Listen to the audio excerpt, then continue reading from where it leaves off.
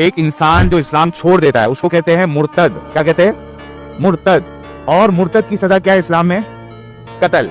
हाँ, मुर्तद का मतलब होता है जिसने इस्लाम को छोड़ा, लेकिन बस छोड़ देना काफी नहीं होता। हर मुर्तद को कत्ल नहीं किया जाता, बल्कि सिर्फ वही जो पब्लिकली इस्लाम के खिलाफ बोलता है, लोगों को भड़काता है, सिस्टम को तोड़ता है और जो ट्रीजन यानी धोखा देता है, सिर्फ उसी को कत्ल करने का हुक्म है। जैसे कोई आर्मी में भर्ती हो, फिर दुश्मन देश को हथियार और राज दे दे, उसे क्या सिर्फ फ्रीडम ऑफ चॉइस कहेंगे? नहीं, ये गद्दारी, ट्रीजन कहलाती है और हर देश में इसकी सजा मौत ही होती है।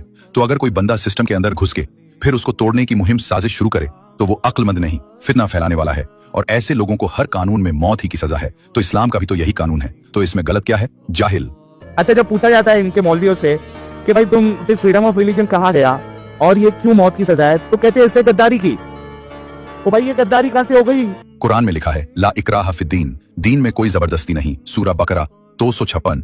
इसका मतलब क्या है? किसी को मुसलमान बनने के लिए मजबूर नहीं किया जा सकता और जो नहीं बनना चाहता उसको छोड़ा जाता है। लेकिन अगर कोई खुद अपनी मर्जी से सिस्टम में घुसा फिर उसके खिलाफ जंग शुरू कर दी तो वो फ्रीडम ऑफ रिलीजन नहीं, फ्रीडम टू डिस्ट्रॉय कहलाएगा। और दुनिया में कोई सिस्टम ऐसा नहीं जो खुद को तबाह करने वालों को फूलों का हार पहनाए, उसको कत्ल ही किया जाएगा। समझे जाहिल?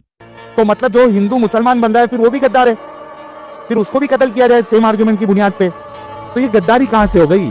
फर्क समझो, जिसने धर्म छोड़ा और किसी के खिलाफ कैंपेन नहीं चलाया तो वो सिर्फ कन्वर्ट कहलाता है, लेकिन जिसने धर्म छोड़कर पुराने सिस्टम को गालियां दी, उसे गिराने की साजिश की, वो बनता है सिस्टम ब्रेकर। इस्लाम किसी के छोड़ने से डरता नहीं, लेकिन धोखा देने वालों से सतर्क रहता है, क्योंकि मुर्तद अगर चुप होता तो कोई सजा नहीं, पर जब वो जहर उगलने लगे, दीन को बदनाम करने लगे झूठ बोलकर और उसके खिलाफ साजिश करने लगे, तब एक्शन होता है। असल में मसला ये है कि रसूलुल्लाह को मालूम था कि ये जो खेल मैंने पूरा बनाया है, एक मुर्तद अच्छे से जानता है कि ये पूरी धोखेबाजी है और चूंकि वो सारे लोगों को बताएगा और इस्लाम का नुकसान करेगा, इस वजह से उसको क्या कर दो? खत्म ही कर दो। यही झूठ सबसे बड़ा है।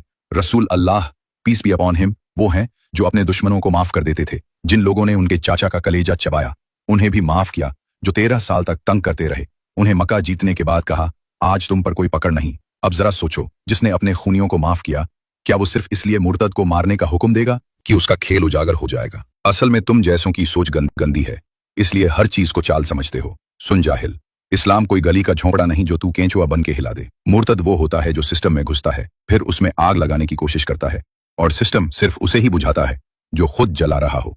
असल में तुझे इस्लाम से शिकायत नहीं, तुझे सच्चाई से जलन है और इस्लाम तो बस सच्चाई की ही बात करता है।